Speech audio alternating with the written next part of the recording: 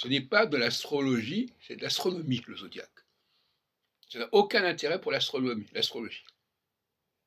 Ça sert bien sûr, l'astrologie se sert de l'astronomie et donc resitue les planètes sur le plan, dans le zodiaque, mais ça ne justifie absolument pas d'en tirer une interprétation quelconque astrologiquement parce que telle planète est dans tel signe ou dans tel autre signe. C'est une façon de parler. Ce qui est important, c'est quand la planète est dans un signe cardinal, fixe ou mutable, éventuellement dans un signe, pour certains, pour les 4 éléments.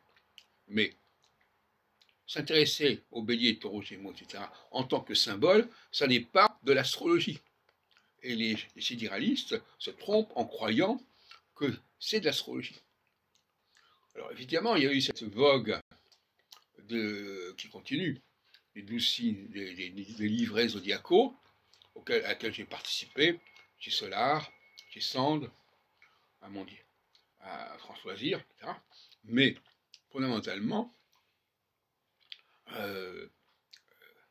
c'est simplement une façon de situer dans le temps les choses. Parce que regardez, par exemple, quand on dit aux gens, vous avez du bélier, etc., et les horoscopes, ils regardent la position des planètes par rapport au Soleil.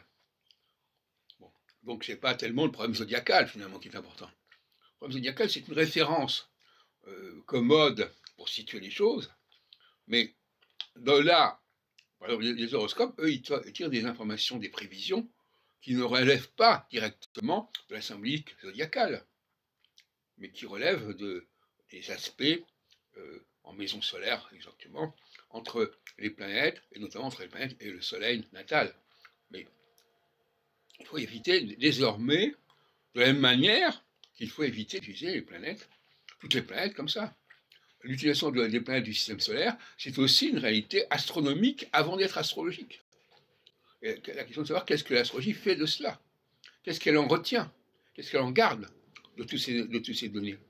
Et la grande erreur des astrologues du XXe siècle, fascinés notamment par la découverte de Pluton en 1930, c'est de croire que c'est un messianisme. Alors voilà, l'astronomie va nous permettre de compléter, de prolonger l'astrologie. On va donc avoir Uranus, Neptune, Pluton, etc. Et on croit que ça, c'est de l'astrologie. Non, ce n'est pas de l'astrologie. C'est de l'astronomie. Et l'astrologie doit retenir de tout cela uniquement, pour moi, Saturne, le Soleil, la Lune, éventuellement. Mais c'est tout. Donc, évitons de nous servir du symbolisme zodiacal, évitons de nous servir de la mythologie planétaire, parce que même ça, ça n'est pas valable. Quand je dis que Saturne est dans tel signe, mais pour situer, simplement, pas pour en tirer une interprétation, un signe cardinal, c'est évident, eh bien, je ne pense pas forcément au dieu Saturne. Hein.